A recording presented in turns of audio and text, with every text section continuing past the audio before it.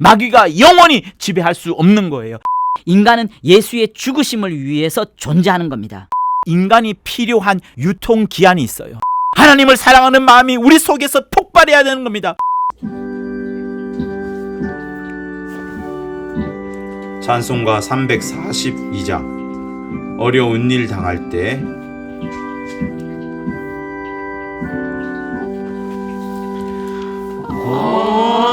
어려운 일 당할 때 나의 믿음 적으나 의지하는 내 주를 더욱 의지합니다. 세월 지나갈수록 의지할 것뿐일세. 아무 일을 만나도 예수 의지합니다. 성령께서 내 맘에 밝히 비춰주시네. 인도하심 따라서 주만 의지합니다. 세월 지나갈수록 의지할 것뿐일세. 아무 일을 만나도 예수 의지합니다. 밝을 때에 노래며 어두울 때에 기도와 위태할 때 도움을 주께 간구합니다. 세월 지나갈수록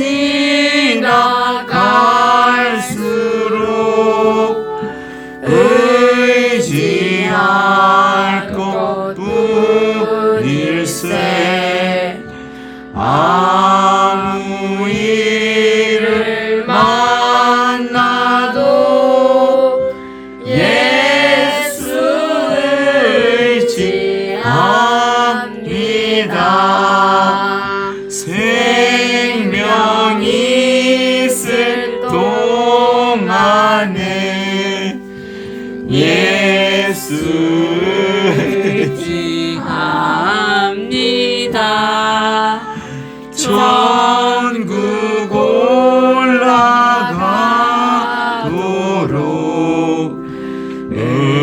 의지할 것뿐일세. 세월 지나갈수록 의지할 것뿐일세. 아무 일을 만나도 예수 의지합니다. 주기도문 하시겠습니다. 하늘에 계신 우리 아버지여, 이름이 거룩히 여김을 받으시오며 나라의 임하옵시며 뜻이 하늘에서 이룬 것 같이 땅에서도 이루어지이다. 오늘날 우리에게 일용할 양식을 주옵시고 우리가 우리에게 죄 지은 자를 사하여 준 것 같이 우리 죄를 사하여 주옵시고 우리를 시험에 들게 하지 마옵시며 다만 악에서 구하옵소서. 나라와 권세와 영광이 아버지께 영원히 있사옵나이다. 아멘. 할렐루야. 오늘은 마태복음 8장 18절에서 22절까지 보시겠습니다. 신약성경 11쪽에 있어요.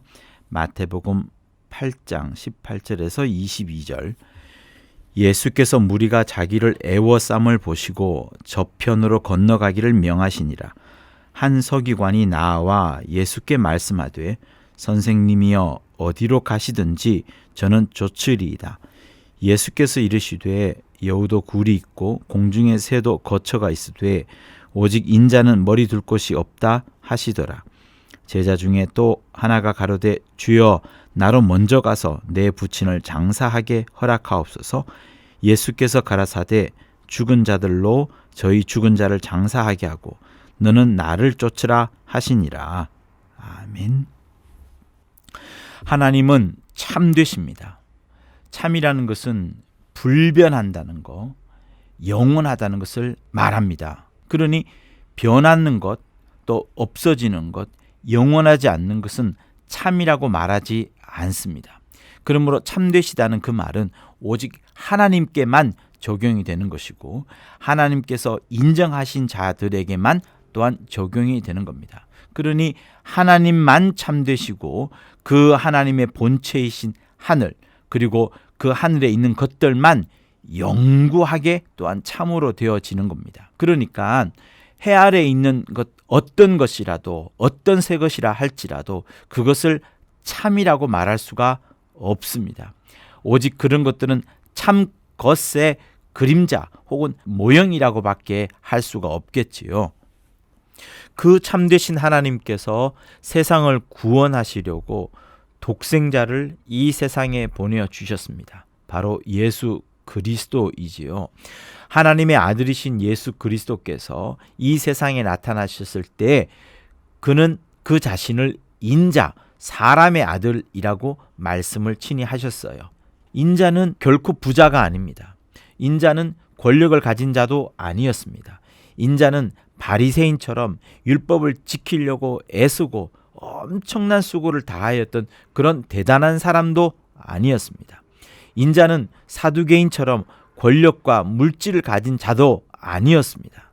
인자는 오직 사람의 아들 그것만 있었을 뿐이지 실상은 여러 사람들이 깊이 하는 가장 낮은 위치로 온 분이 바로 인자이신 예수 그리스도입니다. 그걸 인자라고 말씀하시는 거예요. 머리 둘 곳도 없다는 것은 한마디로 말하자면 노숙자를 말하는 겁니다.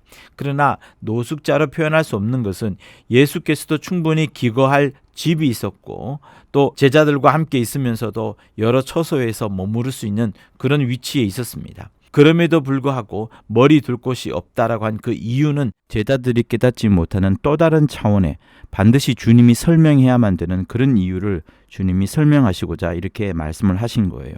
자, 그러면서 오늘 이 본문에는 두 사람이 나와서 예수와 함께 대화를 나누는데 이때 예수께서 하시는 말씀을 무엇인지를 알아보면서 어떻게 하는 것이 예수를 쫓는 것인지 어떻게 하는 것이 참 제자가 되는 것인가를 잘 살펴보았으면 하는 겁니다. 서기관이 먼저 나와요. 서기관은 당시에 있어서 공부를 많이 하고 주의도 굉장히 깊고요. 또 관찰도 많이 하는 그런 성경에 관해서 대단한 인물들이 서기관을 말하는 겁니다. 서기관들은 성경을 필사하는 것이 가장 중요한 일이거든요. 그것을 외우기도 하고 또 베껴서 쓰기도 합니다.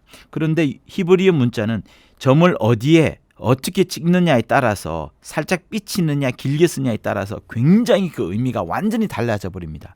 하늘과 땅처럼 달라져 버리는데 그런 굉장히 중요한 점 찍는 것에서부터 주의가 깊어야 되고 또 많이 알아야 되기 때문에 똑똑하고 상당한 지위가 있는 사람을 서기관으로 씁니다. 그런데 그 대단한 서기관이 주님을 쫓겠습니다 라고 말할 때에 예수께서 이르시는 말씀이 여우도 굴이 있고 공중의 새도 거처가 있어도 오직 인자는 머리 둘 곳도 없다 이렇게 말씀합니다.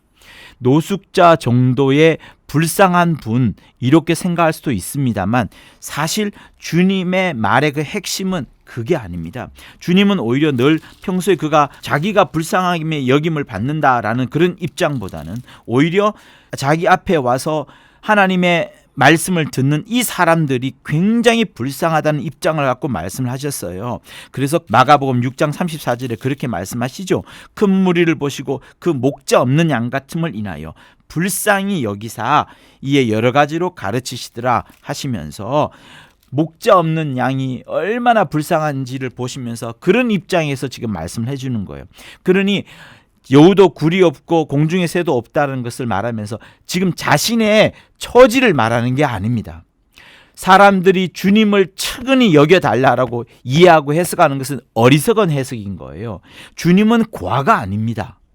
주님은 오히려 이 땅에 하나님의 아들로 오시면서 목자가 없는 우리를 보시고 목자가 없는 어린 양 같은 우리를 보시고 고아와 과부가 된 우리를 보시고 계시는 거예요. 주님은 이 땅에 오실 때에 그냥 끌려 죽어가는 것이 아니라 당신의 죽으심도 죽으실 권세로, 그래서 요한복음 10장 18절에서 말씀하시잖아요. 이를 내게서 빼앗는 자가 있는 것이 아니다. 죽음을 내게서 빼앗는 자가 있는 것이 아니라 내가 스스로 버리노라. 스스로 버리노라. 나는 버릴 권세도 있고 다시 얻을 권세도 있는데 이 계명은 내 아버지에게서 받았노라 하시면서 죽으실 권세로 죽으신다라고 말하시는 분이 이 땅에서 여우도 굴이 없고 새도 거처가 있는데 나는 머리 굴릴 곳도 없다 하시면서 자신을 불쌍히 여김을 받게 하려는 그거, 내 길을 가는 것이 불쌍한 길이다, 이걸 말씀하시는 게 아닙니다. 오히려 주님은 당신이 죽을지언정 내 앞에, 당신 앞에 와 있는 하나님의 사랑을 받아야 될 자가, 하나님의 은혜를 베푸심을 받아야 될 자들이 충분히 하나님의 사랑을 받고 충분히 하나님의 은혜를 받도록 몸부림을 치시는 분이 주님이시라는 것을 아시면서 이 20절을 읽어야 되는 거예요. 그러니 잘 살펴보면 여우도 굴이 있고 공중의 새도 거처가 없는데 오직 인자는 머리 둘 곳이 없다는 것은 이 땅에 머리를 두지 않고 오히려 어디에 머리를 두느냐, 장차 당신이 죽으시고 마침내는 십자가에서 죽으심을 깨고서 마침내는 죽음이라는 그 권세를 깨고서 하늘 영광의 보좌로 들어갈 터인데 그곳에 늘 머리를 두시고 계시는 분께 무슨 이 땅에 머리를 두려고 하는 마음을 주가 갖고 있겠습니까? 그래서 주님은 본인 스스로가 자기 자신에 대하여서 그렇게 말씀하셨어요. 제자들아, 내가 진실로 너희에 이르노니 세상이 새롭게 되어서 인자가 자기 영광의 보좌에 앉을 때가 올 터인데 그때 나를 쫓는 너희도 12보좌에 앉아서 이스라엘 12지파를 심판하게 될 것이다 라고 말씀을 하셨어요. 그러니 여러분, 이 땅에 머리를 두거나 공중에 거처를 두려는 새나 또 굴에 거처를 두려는 여우나 이런 것에 주님이 말씀하시는 것이 아니고, 다시 말하면 땅에 대한 관심을 말씀하시는 것이 아니라 하늘에 대한, 하늘 영광 보좌로 들어갈 것에 대해서 주님이 말씀을 하고 있는 부분이에요. 이 제자한테 땅에 대한 관심을 갖지 말고 하늘에 대한 관심을 가지라는 말씀을 주님이 지금 하고 있습니다. 이 땅에 초가 삼간이든 구중 궁궐이든 그런 것에는 주님이 관심이 전혀 없으셨어요. 만약에 주님이 초라함이나 비참함이나 어떤 누추함에 대해서 말하려 했다면 오히려 여우나 참새보다 못한 분이 되는 분이 주님 됩니다. 당신의 초가 삼간, 당신의 구중 궁궐은 이 땅이 아니라 저 하늘 영원한 곳에 있다는 것을 주님은 말씀하시는 거예요. 그래서 제자들과 함께 변영산에 올라가셨을 때 제자들이 초막 셋을 짓자라고 말을 합니다. 그러나 그때도 주님은 무관심하셨어요. 왜? 하늘 처소가 있는데 무슨 초막 셋이냐. 변영산에 올라가셨을 때 영광 가운데, 구름 가운데, 밝은 빛 가운데 쫙 드러난 주 예수의 영광이 가득 찬 그곳에 제자들은 초막 셋을 짓고자 했지만 그 역시 땅인지라 주님은 거기에 무관심하시고 오직 당신이 죽으시고 별세하시잖아요. 그곳에서 무엇을 말씀하셨다고 누가복음은 말합니까? 별세를 말씀하셨다. 당신의 죽으심을 말씀하셨다라고 말씀합니다. 이 얼마나 아이러니컬해요.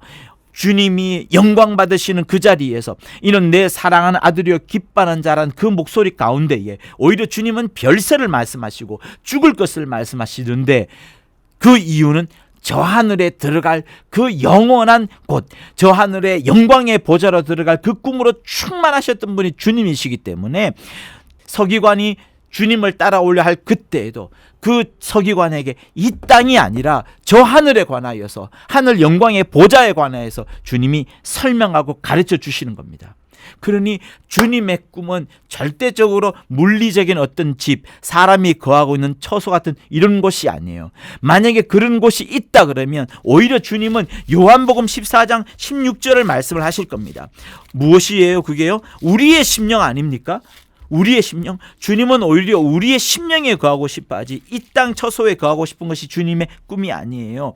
그래서 이렇게 말씀합니다. 내가 아버지께 구하겠으니, 내가 아버지께 구하겠으니 그가 또 다른 보혜사를 너희에게 주사, 나 말고 다른 보혜사를 너희에게 주실 것인데, 아버지께서 주실 것인데, 그 보혜사는 영원토록 너희와 함께 있을 것이다. 저는 진리의 영이라 세상은 능히 저를 받지도 보지도 알지도 못합니다. 그러나 나는 저를 아는데 그 보혜사는, 그 성령은 너희와 함께 거하시며 또 너희 속에 계시겠습니다. 내가 너희를 고아와 같이 버려두지 아니하고 곧 다시 너희에게 오리라 한 말이 바로 이 말이다. 조금 있으면 세상이 다시 나를 보지 못할 것이지만 너희는 나를 볼 것인데, 그것은 세상은 보지 못하지만 다시 성령이로 오시는 나, 진리의 영으로 오신 나를 볼 것이고, 그래야 하여 너희는 내가 살았고 너희도 산다는 것을 너희가 알 것이다. 그때는 너희가 분명히 알게 되어서 또 무엇을 알게 되느냐면, 내가 아버지 안에, 너희가 내 안에, 내가 너희 안에 있는 것을 너희가 알게 될 것이다 라고 말씀하시면서, 주님은 성령으로 제자들의 마음속에, 성령으로 그리스도인의 마음속에, 성령으로 정말 우리들의 영혼에, 우리들의 심령에 있기를 원하신다는 것을 오히려 말씀하시는 거예요. 그래서 고린도전서 3장 16절에 그 유명한 말씀 여러분 알지 않습니까? 너희가 하나님의 성전인 것과 하나님의 성령이 너희 안에 거하시는 것을 알지 못하느냐? 여러분, 우리가 하나님의 성전이에요.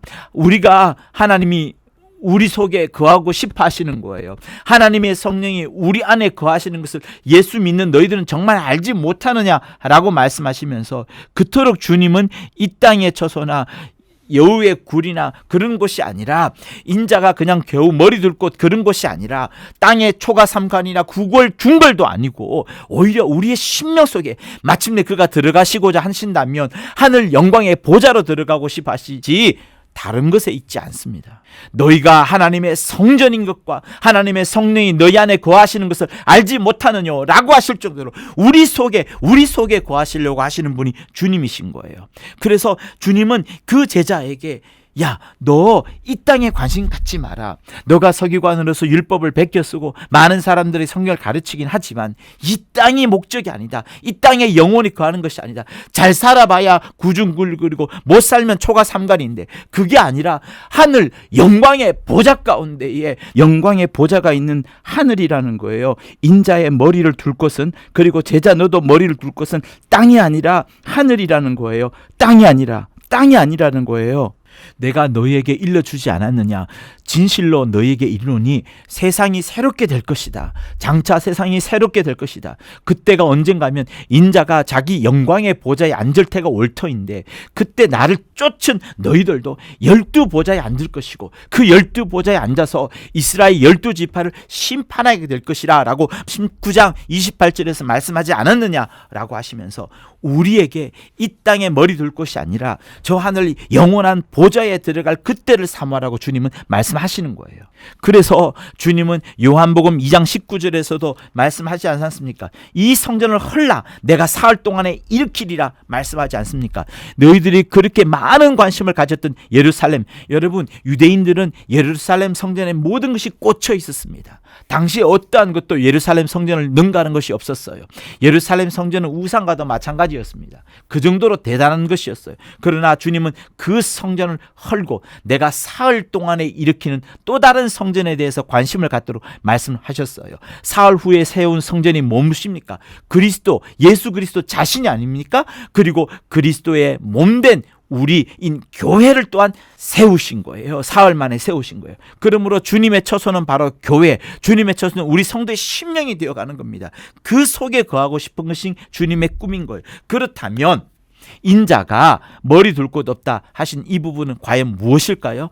내가 있을 곳은 바로 너희 아니니 온전히 주님이 오시게 되면 어떻게 됩니까? 이제 성령으로 주님이 오시게 되면 진리를 가르쳐 줄 것이고 진리를 깨달은 누구든지 내가 자유롭구나, 내가 또한 하나님의 사랑을 많이 받았구나 하면서 하나님의 사랑을 나타내게 되어 있는 거예요.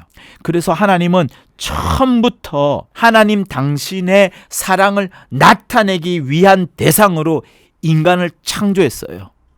그 처음은 흙이라는 육체를 먼저 만들었지만 즉시로 주님은 하늘에서 새로운 영을 지어다가 여자로서 여자인 한 영을 그 아담 속에 집어넣음으로 인하여서 아담이 영적 존재가 되도록 만든 겁니다.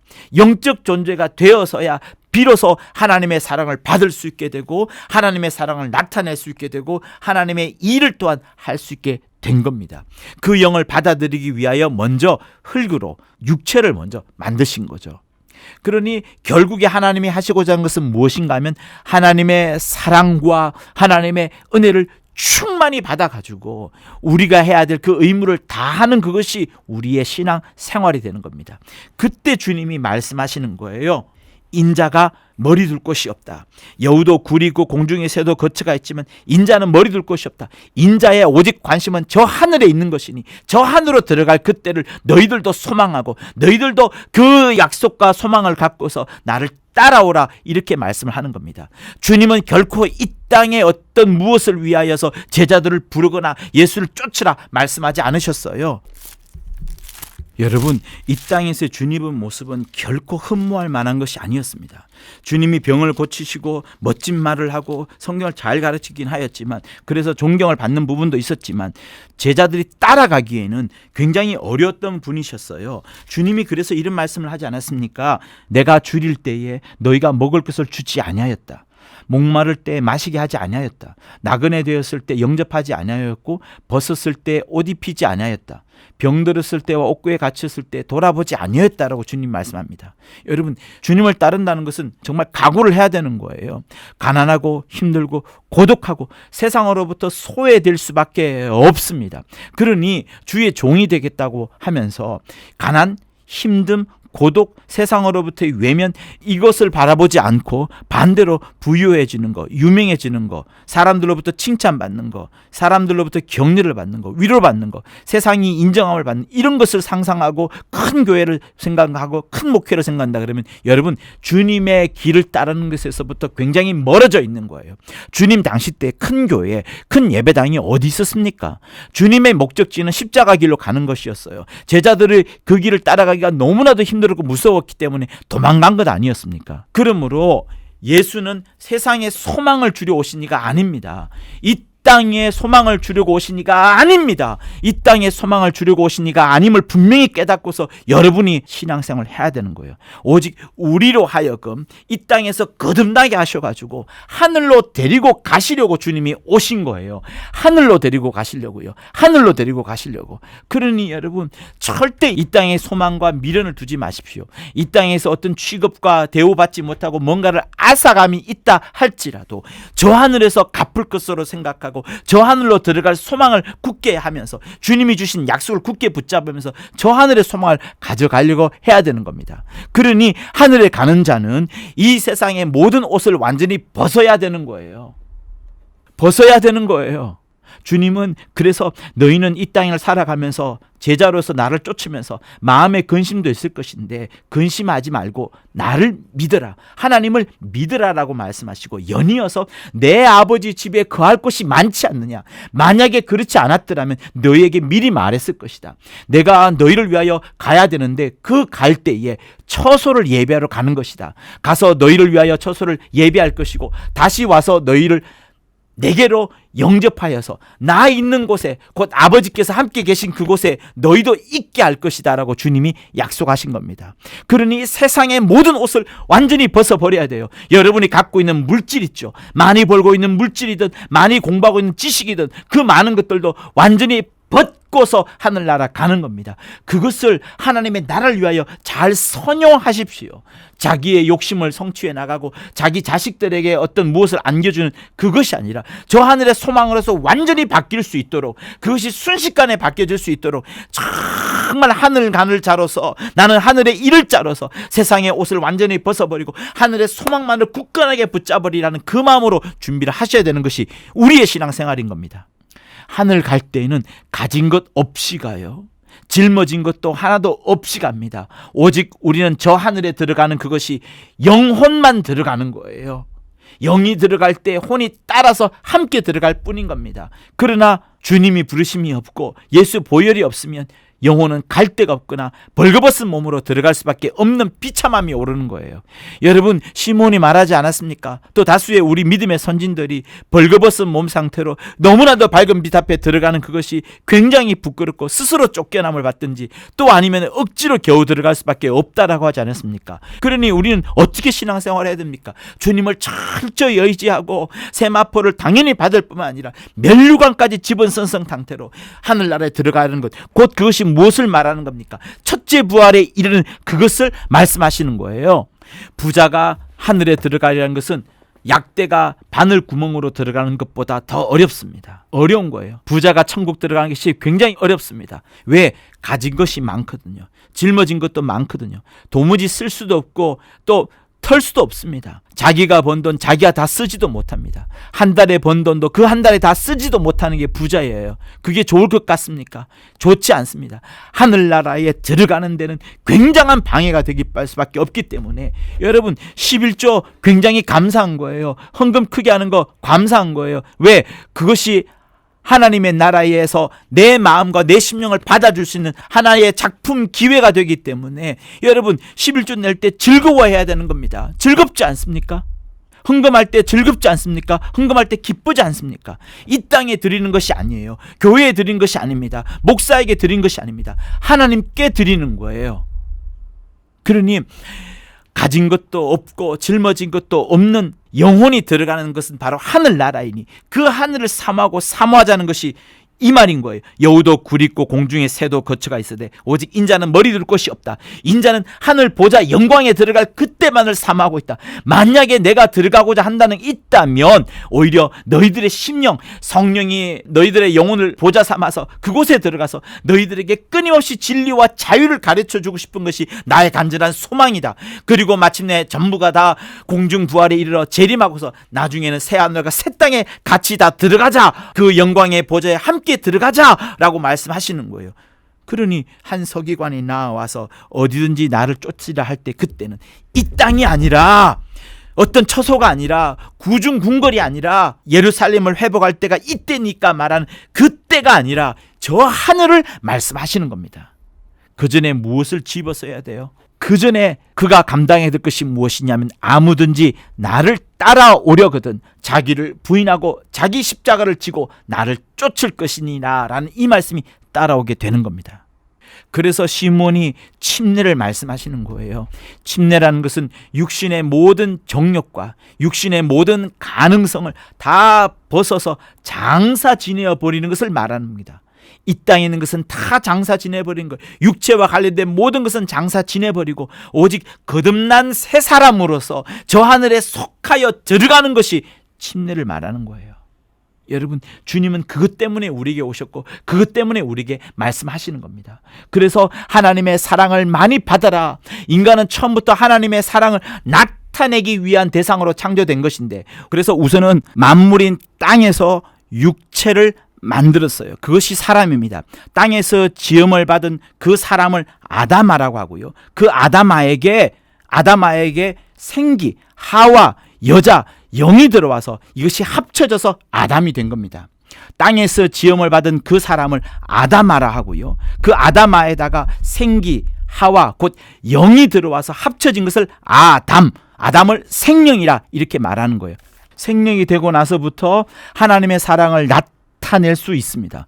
우선 하나님의 사랑을 나타내려면 하나님의 사랑과 하나님의 은혜를 충만히 받아야 되고요. 그 충만히 받아 이후에 성령으로 하나님의 사랑을 자연스럽게 스스로 나타낼 수 있게 되는 겁니다. 물론 스스로 나타낸다는 것이 그 개개인이 독립적으로 나타낸다는 것이 절대 아니라 하나님의 성령으로 인하여서 그 나타남이, 하나님의 사랑이 나타나게 된다는 것을 말씀하시는 거예요. 그래서 여러분, 이 땅에 소망을 갖지 마세요. 교회 생활하면서도 많은 성도들로부터 혹시 왕따를 당하기도 하고 오해를 받을 때도 있지만, 여러분, 그건 역시도 충분히 여러분들이 견뎌낼 수 있습니다. 오히려 그러한 것들을 원망과 시비를 걸고 넘어지게 되면 오히려 우리 신앙생활은 성령을 회방할 수도 있게 됩니다. 그래서 우리 신앙생활은 매우 조심스럽게, 정말 조심스럽게 경각심을 갖고서 성령을 회방하지 않는 마음에서 성령을 의지하는 마음으로 나아가는 것이 필요한데, 그때에도 역시 이 땅이 아니라 저 하늘의 소망을 갖는 마음으로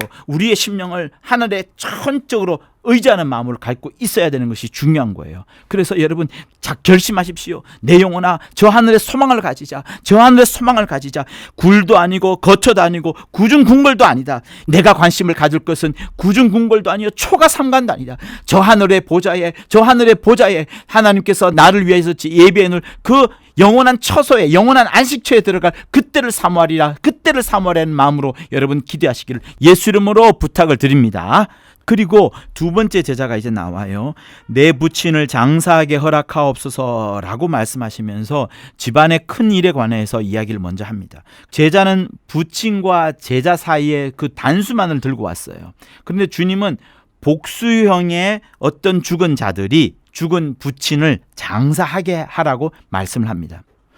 이 부분은 예수 당시 곧 1세기의 유대인의 장례 문화를 잘 살펴볼 필요가 있습니다. 그래야 정확한 해석을 할 수 있는데요. 또 정확한 해석을 한다 할지라도 주님의 그 깊은 뜻을 알아보려면 역시 시므온의 해석이 필요하다고 저는 확신을 갖고 있습니다. 자, 몇 가지를 한번 보도록 할게요. 어떤 이들은 주님이 10계명, 5계명, 곧 부모를 공경하라는 그 말씀을 무시했다라고 비난하기도 합니다. 그러나 주님은 지금 제자한테 그거 무시해라, 10계명 어겨라 라고 말씀하신 것이 아니에요. 또 어떤 사람은 이것을 영적으로 죽은 자들이 육체로 죽은 부친을 장사하라라고 해석하기도 합니다. 이 해석은 현대 성경을 비롯해서 다양한 성경에 나오기도 합니다. 곧 죽은 자의 장례는 지금 네 부친이 죽었지 않느냐. 그 죽은 부친의 장례는 이미 죽은, 영적으로 죽은 자들에게 맡기고 너는 나를 따르라. 영적으로 이미 죽은 자들에게 장사를 지내게끔 하고 너는 나를 쫓으라 라고 이렇게 번역들을 합니다. 이 번역도 나쁘진 않습니다. 그리고 또 다른 해석도 있죠. 여기서 부친을 장사하게 한다는 것은 이미 부친이 죽지 않았고 지금 돌아가시고 있는 과정 중에 있기 때문에 우선은 부친의 가업을 잘 이어나가야 되는 그 준비 단계가 필요합니다. 그래서 이 준비 단계를 말하기 위하여서 부친을 장사하게 허락하게 하옵소서라고 말했는데, 실상은 주님의 나를 따르라는 그 명령을 거절하는 그 하나의 표현으로서 썼다고라는 그런 말씀도 있어요. 그러나 여러분, 그건 역시도 1세기 유대인의 장례법을 한번 보면 그건 역시도 맞지 않다는 것을 알게 됩니다. 우선 유대인들은 당일 장사를 지냅니다. 오늘 돌아가시면 오늘 장사를 지내야 돼요. 그 장사 지내는 방법은 우선 세마포로 깨끗하게 감싼 다음에 그것을 가족 무덤에 안장을 합니다. 주로 가족 무덤이에요. 가족 무덤에 안장을 하는데 그 가족 무덤에 당일 장사를 지내는 이유는 신명기 21장 23절에 당일에 장사하여서 내 땅을 더럽히지 말라는 그 말씀에 근거해서 그렇습니다. 예수도 그렇게 당일 장사를 지냈고요. 아나니와 삽비라도 즉시로 장사 지내는 장면을 여러분 보지 않습니까? 그래서 이 제자가 분명히 누구로부터 부친의 장사 이야기를 들었을 거예요. 근데 예수와 자기 집의 거리가 좀 멀다 그러면 아마 가지도 않았을 겁니다. 왜? 이미 다른 가족들이 부친을 장사 지냈을 거예요. 가족 무덤에 안장을 하는 겁니다. 그런데 유대인의 장사는 가족 무덤에 안장하는 당일 제사로 끝나는 것이 아니라 7일간의 애도가 있고요. 그 7일간의 애도 기간 동안에는 회당과 성전에도 가지 않습니다. 공적 어떤 모임에도 가지 않아요. 쉬부아라고 이제 하긴 하는데, 그리고 나서 한 10개월 혹은 1년까지 지나고 되면 이제 찾아가서 뼈를 추립니다. 뼈를 추려가지고 석고람에 두게 되고, 석고람에 두게 되면서 모든 장례가 끝나게 되는 거예요. 그러니까 뼈를 추려서 석골함에 모시고 석골함에 모신 그것을 다시 가족 안장에 정확하게 모시는 그것까지 끝나는 것이 장사가 끝나는 겁니다. 그래서 유대인들은 당일 장사 지낸 것을 첫 번째 장사, 뼈를 추리는 그것을 두 번째 장사라고 말하기도 하는데 그 긴 과정을 주님께서 아시고 계시면서 지금 말씀하시는 거예요. 내 부친을 장사하게 허락하옵소서라는 이 긴 기간 동안 있기 때문에 제자가 주님을 따라가려면은 긴 여행을 해야 됩니다. 전도 여행을 해야 되는데 이런 장례 과정 중에 있기 때문에 그것이 급하기 때문에 가족 문제로서 이야기를 지금 제자가 하고 있는 겁니다. 그래서 죽은 자들로 저희 죽은 자를 장사하게라고 한 것은 이미 가족 무덤 속에 이미 죽은 자들이 있어요. 뼈로 추려지지 아니하는 6개월 전에 할머니가 있을 수도 있고 또 이미 뼈가 추려진 오래전 증조 할아버지가 있을 수도 있어요. 그러니까 지금 가족 무덤 속에는 죽은 자들이 이미 있습니다. 그 죽은 자들로 하여금 니네 부친을 장사하게끔 해라. 1년이 지나면 자동적으로 뼈로 추려지지 않느냐, 시신이. 유대인들은 뼈로 돌아가는 과정을 죄가 없어지는 과정으로 여겼어요. 그래서 뼈로 추린 다음에 유골함에 다 안장하는 그것은 이미 율법의 의무가 다 끝났다. 죄에 대한 그 해결이 다 끝났다라고 생각했었기 때문에 그 문제가 해결됐기 때문에 유골함을 앙장하기 전까지는 매우 슬퍼하지만 그 다음 날은 굉장히 잔치를 베풉니다. 왜? 율법으로서부터 여러 의무가 해방되었다라는 그 기쁨에서 말하는 거죠. 그러나 우리 예수 믿는 자의 신앙에서는 그건 역시도 맞지 않지 않나요? 주 예수 보혈의 공로로서 하늘나라 가시는 것이고 주 예수 보혈의 공로로서 죄가 사해지는 것이기 때문에 주님은 이 모든 사실들을 알고 있었기 때문에 말하는 거예요. 죽은 자들이 이미 니네 가족 무덤 속에는 죽은 자들이 있다. 그들로 하여금 장사 지내게끔 해라. 그냥 내버려둬도 시신은 반드시 뼈로 돌아갈 것이고 그건 가족들에게 하게끔 하고 너는 나를 쫓으라 라고 주님이 말씀하시는 거예요. 너가 당일 장사 지내는 것으로 내 의무를 다했다. 이제 뼈 썩기를 기다리지 말라. 너는 부친으로서의 자식의 도리를 다 했으니까 이제 나를 쫓으라. 그리고 하나님의 나라를 전파하여라 라고 말씀하시는 것이 바로 여기 본문인 겁니다. 그리고 시므온은 이 죽은 자가 어떻게 죽은 자를 장사 지내느냐, 죽은 자가 죽은 자를 장사 지내는 것은 불가능하다라고 말씀하시면서 이 죽은 자에 대한 이유는 율법 때문이라 말하는 거예요. 곧 율법이라는 것은 죽음의 법, 육체로 인하여서 죽음의 법이기 때문에 율법 아래에 있는 사람들은 영적으로 이미 다 죽은 자라고 설명을 합니다. 영적으로 이미 다 죽은 자들이기 때문에 영적으로 죽은 자들이 저 죽은 자를 곧 부친을 장사하게끔 하라라고 이렇게 말씀하세요. 시므온은 유대인에 관한 유대인의 장례 풍습에 대해서는 잘 모르시기 때문에 이 말씀을 하실 수 있어요. 그러나 시므온의 해석 역시도 매우 뛰어납니다. 왜냐하면 현대를 살아가고 있는 우리가 주님을 쫓을 때, 예수를 쫓을 때 어떻게 해야 되는가에 대한 그 답을 주고 있는 거예요. 주님을 쫓으려면 정말로 죽음의 법을 벗어나야 하거든요. 본문의 이 청년은 부친을 장사 지내야 된다는 율례를 쫓고 장녀들의 유전을 쫓아야 되는 그 현실적 문제가 있는 반면에 우리는 어떻습니까? 우리는 율례와 상관이 없지 않습니까? 부친을 장례 지는과 상관이 없어요. 우리는 실제적으로 죽음의 법이라는 그 율법을 이겨내지 못하고는 주님을 쫓을 수가 없습니다. 그런데 주님을 어떻게 쫓아내요? 주님이 먼저 그 부분을 해결해야 되지 않습니까? 주님을 온전히 쫓으려면 본문의 이 청년의 경우에는 부친의 장례를 처리를 해야 되는 거예요. 그러나 우리는 그렇지 않습니다. 전도 여행을 넘어서서 우리에게도 만약에 적용이 된다 그러면, 이 땅에서 적용이 된다 그러면 주님의 전도 여행을 가고 있는 우리는 아니지만 역시 이 세상 삶을 살아가면서 주님을 쫓으려면 정말 죽음의 법인 율법을 벗어나야 되거든요. 그런데 죽음의 법을 어떻게 벗어날 수 있어요? 죽음의 법은 내 노력과 내 수고로, 내 희생으로, 내 방법으로 되지 않습니다.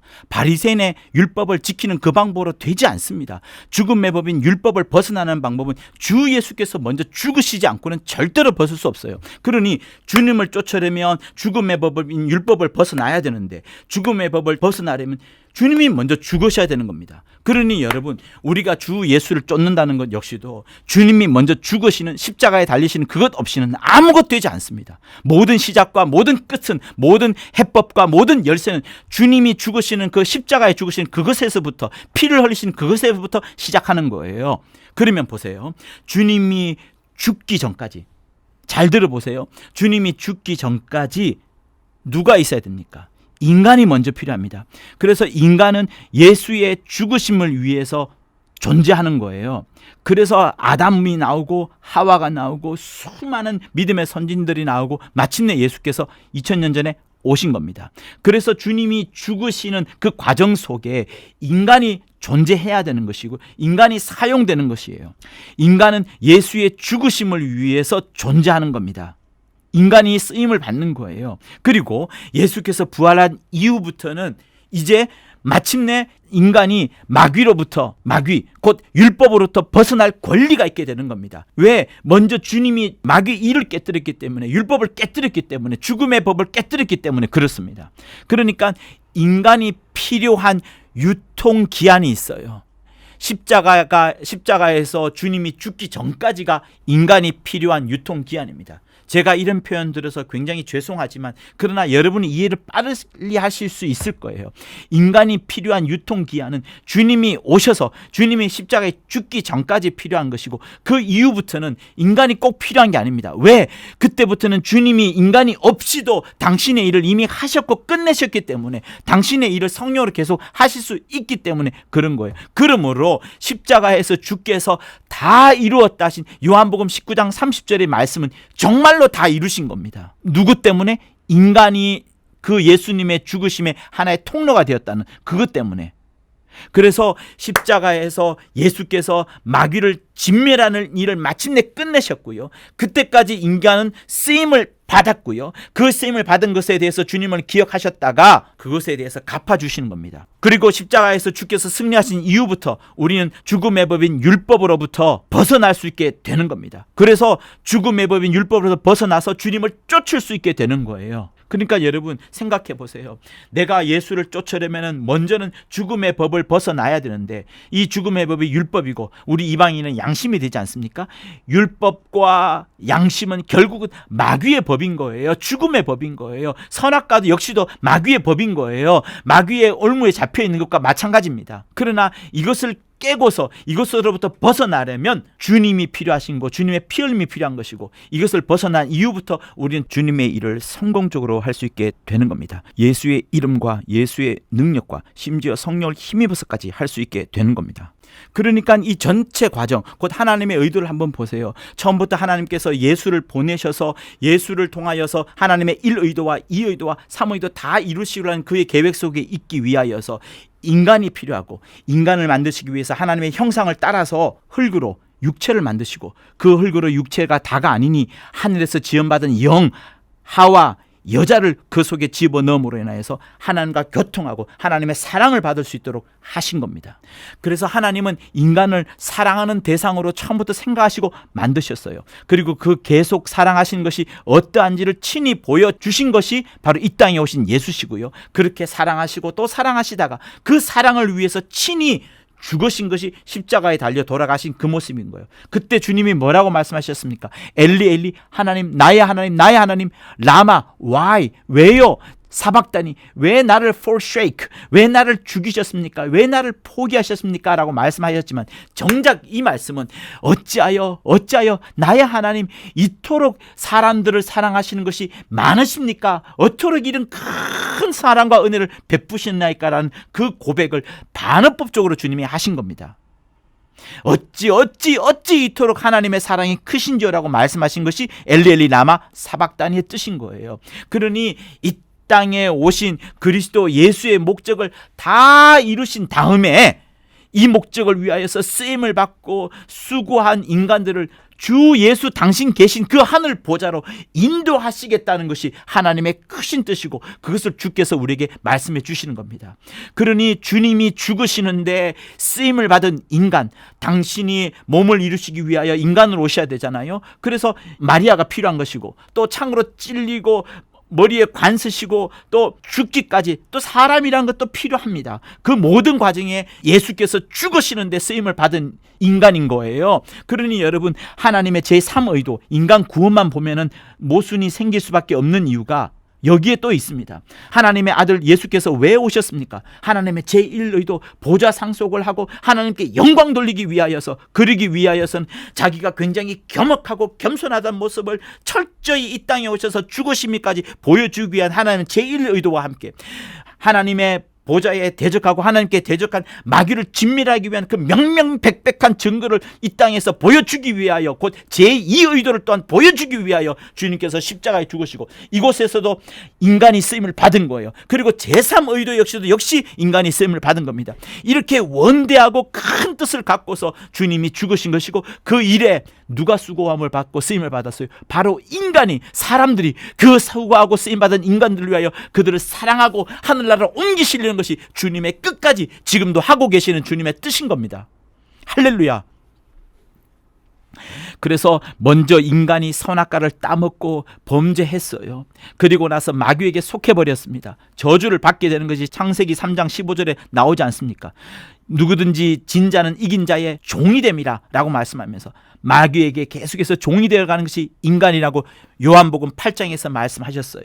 예수께서 이제 그러므로 그 저주받은 인간을 위하여서 예수께서 대신 죽으사 저주받은 인간들에게 사랑을 베풀어 주신 것이 2000년 전에 주님이 오신 그 모습인 겁니다. 그리고 하늘나라로 가셔가지고 아버지로부터 나오시는 성령을 받아서 계속해서 우리에게 보내주는 거예요. 예수의 피를 가진 영혼에게 성령으로 임하셔서 그들에게 진리와 자유를 계속해서 가르쳐 주시는 거예요. 성령으로 깨닫고 성령으로 인치심을 계속하시고 마귀에게 속한 인류를 빼내시는 일들을 계속해서 그 믿는 자로 하여금 하고 계시는 것이 지금 성도와 또 교회와 성령이 하시는 일인 겁니다. 그때 마귀는 반대하는 거예요. 아니야, 육체는 전부 내 것이요, 육체는 내 것이요. 분명히 창세기 3장에 말하지 않았으냐? 뱀은 종신토록 흙을 먹을지니라 말했으니 육체는 내 것이요, 내 것이요 라고 말하면서 심지어 모세의 시체까지라도 내놓으라고 말하지 않습니까? 그러나 육체는 마귀의 지배하에 있더라도 거침없이 그의 공격을 받겠지만 우리의 영혼만큼은 인침을 받았기 때문에, 성령의 인침을 받았기 때문에 마귀가 영원히 지배할 수 없는 거예요. 영혼을 지배하지 못할 뿐만 아니라 육체까지도 마음대로 할 수가 없는 겁니다. 왜? 우리 영혼이 성령 충만함을 받았으니 이제 육체를 사용해가지고 하나님의 일을 하는데 적극적으로 움직이니 마귀가 지배할 수 있겠어요? 지배하지 못하는 겁니다. 그러니 죽은 자들로 장사 지내게 하고 너는 나를 쫓으라, 이 말씀은 예수를 따르기 위하여서 전도 여행을 해야 되지 않습니까? 그런데 주여, 부친을 장사하지 않고 가는 것은 율법을 어기는 것밖에 되지 않습니다. 어찌하겠습니까? 라는 그 질문에 주님이 말씀하시는 거예요. 율법이 아니다, 살아있는 법, 자유자의 법을 지켜야 되는 것을 주님이 이제 말씀하시는 과정 중에 있는 것인데, 10계명을 외우지 않아도 여러분 어떻습니까? 성령으로 충만한 사람은 이미 다 지킵니다. 유일신 사상을 알기 때문에 우상을 거부하고 이런 망령되지 않는 것도 잘 알고 있고 안식일과 성일 당연히 잘 지키려고 하고 있습니다. 11조 하라 하지 않아도 모든 수입이 하나님의 것임을 알고서 지키려고 합니다. 율법이라는 것을 무시하고 어기라는 것이 아니에요. 성령으로 인해서 생명의 성령의 법으로 인하여서 내가 스스로 움직이도록, 자연스레 움직이도록 하라는 것을 주님이 말씀하시는 거예요. 저주받을까 봐 예배를 드리고 또 저주받지 않으려고 11조 하는 것은 여전히 예수 믿지만 죽음의 법 아래 있는 것과 똑같습니다. 똑같습니다. 여러분, 효자가 뭐예요? 어린아이에게는 효자란 말을 붙일 수가 없어요. 기대할 수가 없어요. 왜? 세뱃돈 주니까 세배하는 것이고 매맞지 않으려고 이거 잘하는 거잖아요. 그래서 그런 협박 같지 않은 협박을 해도 되는 게 어린아이들이에요. 그런 아이들에게 효성이나 효자를 말할 수가 없습니다. 왜? 그들은 두려워하기 때문에 하는 거거든요. 또 이거 하면 세뱃돈 주니까 세배하는 거거든요. 법을 두려워서 하는 그것은 칭찬받지 못해요. 그래서 율법 아래에서 아무리 충성되게 섬겼다 할지라도 의롭다함을 못 받는 이유가 바로 거기에 있습니다. 여러분, 생명의 성령의 법은 두려움이 아니에요. 생명의 성령의 법은 책임을 요구하지 않습니다. 생명의 성령의 법은 우리 육체가 뭔가를 해야 되는 여러 어거장치가 아니에요. 생명의 성령의 법은 하나님의 사랑과 하나님의 기쁨으로 충만하여서 하는 것입니다. 그러니 법이 아니고 오히려 자유인 것이고, 그 법이 아니고 오히려 기쁨 가운데 하는 것이고, 두려움이 아니고 정말 행복한 가운데 하는 거예요. 그러나 율법 아래에 있는 자는 계속하여서 두려워하고 있는 거예요. 두려움 아래서 일을 하고 있는 겁니다. 아까 조금 전에 말씀드렸던 것처럼 뼈를 다 추린 다음에 육을 함에 넣는다고 했죠. 그 육을 함에 넣은 다음에 그 다음 날에 잔치 베푼다고 하지 않았습니까? 왜? 이제 율법의 의무를 다 했으니까, 율법의 두려움으로부터 벗어났으니까. 그러니까 여러분, 율법이라는 것은 영원히 우리에게서 두려움밖에 주지 않는 거예요. 율법이 우리에게 자유나 기쁨과 행복을 주지 않습니다. 율법은 율법은 주지 않습니다. 그리고 그 율법 아래에서 만들어진 여러 제도와 책임과 우리의 어떤 어거하는 모든 장치들은 결국 하나님의 행복으로부터 우리를 벗어나게 하는 거예요. 마귀는 요거를 붙잡고 있는 거예요. 율법과 양심과 선악과를. 그러나 생명의 성령의 법은 이 모든 것들을 깨뜨려 버린 겁니다. 그래서 복음 아래에 있는 자, 성령으로 충만한 자는 하나님의 사랑에 겨워서 하나님의 사랑에 충만하여서 당신의 일을 하는 거예요. 그래서 칭찬받으려고 전도를 하거나 목사 눈치 때문에 억지로 헌금하고 뭐하고 봉사하는 것은 다 죽은 법 아래에 있는 거예요. 율법이라 말하지 않더라도 죽은 법 아래에 있는 겁니다. 두려움과 눈치와 책임 때문에 하는 모든 것들은 죽음의 법 아래에 있는 거예요. 우리는 그것이 아니라 하나님을 사랑하는 마음이 충만해가지고 우리 속에서 이 사랑하는 마음이 자유롭게 폭발해야 되는 거예요. 하나님을 사랑하는 마음이 우리 속에서 폭발해야 되는 겁니다. 하나님을 사랑하는 마음이 우리 심령 속에 넘쳐나고 넘쳐나서 일을 하게 되는 거예요. 그래야 순교인 거예요. 억지로 순교하는 거, 그게 무슨 순교입니까? 순교 아니에요. 기쁨으로 순교하는 게 순교인 거예요. 그러니 자유라는 것은, 진리로 말미암는 자유라는 것은 방종이 될 수가 없습니다. 막 살아야 되는 것이 아니라 법을 초월하지 않는 그것을 스스로 행하고 스스로 살아있게 만드는 그 법이 자유라는 법이에요. 그게 생명의 성령의 법인 겁니다. 우리는 율법이나 양심이나 선악이라는 그 판단은 그것을 초월하는 그 죽은 법을 초월하여서 생명의 성령의 법이 우리 속에 역사토록 해야 되는 겁니다. 우리 모두가 다 생명의 성령의 법으로 충만하기를 예수 이름으로 부탁을 드립니다. 그러니 여러분, 예수 믿는 이유를 잘 깨달으십시오. 우리는 죄에서 자유를 얻고 이 땅에서 살려는 것이 아니라 저 하늘에 살아가는 겁니다. 저 하늘에서 살려고 예수 믿는 거예요. 예수께서 피를 흘려서 길을 여신 이유는 이 땅에서 피를 흘리시고 이 땅에서 길을 여셨지만 저 하늘에서 살라라고 그렇게 주님이 피를 흘리시고 그렇게 그 길을 열어두셨던 겁니다. 그러니 우리의 욕심과 우리의 생각과 우리의 이성과 우리의 판단으로는 그 길을 따라갈 수가 없어요. 오직 주님이 주신 하나님의 계시로 말미암은, 그 계시로 말미암은 믿음으로만 그 소망을 가질 수 있는 거예요. 내가 믿는 것이지만 하나님이 먼저 가르쳐 주셨기 때문에 먼저 출발점과 먼저 시원과 먼저 근원과 먼저 시작된 것은 바로 하나님으로부터 시작되어 온 그것으로 말미암아 내가 겨우 의지하는 그 믿음으로 하늘 소망을 가지게 되는 거예요. 그러니 예수 믿어서 육신의 덕을 보려고 하지 마십시오. 오직 신령하고 또 신령하여서 정말 육신의 덕이 아니라 신령한 덕을, 하늘의 신령한 소망을, 하늘의 풍성한 칭찬과 상급을 쌓으려고 해야 되는 것이 우리 예수 믿는 수고인 겁니다. 그 목표인 겁니다. 예수께서는 속옷까지 다 벗어주셨어요. 육체로는 나무에 달려서 저주받은 바가 되셨습니다. 그러나 여러분, 그게 끝입니까? 아니지 않습니까? 부활하사 죽음을 이기시고 하늘에 들어가셨어요. 우리가 먼저 들어가신 그분을 바라보면서 우리도 소망을 가지는 겁니다. 그러므로 예수 믿는 것은 이 땅을 잘 살려는 것이 아닙니다. 이 땅에서 많은 권력을 다 갖는 거, 내가 지배하는 사람이 많은 거, 내게 다스린 사람이 많은 거, 내가 많은 자동차와 집을 갖고 있는 거, 그거 하나도 소용없어요. 예수 믿는 것은 저 하늘에서 잘 살려고 하는 것이에요. 그러니 침례를 받아가지고 이 세상과 완전히 이별하고 이제는 주 예수와 완전히 연합하여서 부활하신 주님을 따르는 것이 우리의 신앙 생활이요. 저 하늘나라 가서도 우리가 해야 될 바로 그겁니다. 그러니 우리의 일은 끝나지 않는 거예요. 침례받은 그날로부터 우리가 하는 일은 시작이 된 거예요. 그러므로 예수를 쫓으려면 어떻게 해야 됩니까? 하나님은 참되시니까 그 참되신 분이 우리에게 가르쳐주신 그 길을 쫓아서, 그분이 보내주신 독생자가 소개해 주신 그 길을 쫓아서 우리도 함께 살아야 되는 것이니, 저 하늘의 소망을 가질 뿐만 아니라 죽은 율법을 쫓아가고 죽은 양심을 쫓아가고 죽은 선악과를 쫓아가는 것이 아니라 생명의 성령의 법으로 충만한 자들이 우리가 되어야 되는 겁니다. 여러분의 모든 삶이 저 하늘의 소망을 가질 뿐만 아니라 생명의 성령의 법으로 충만하시기를 예수 이름으로 부탁을 드립니다.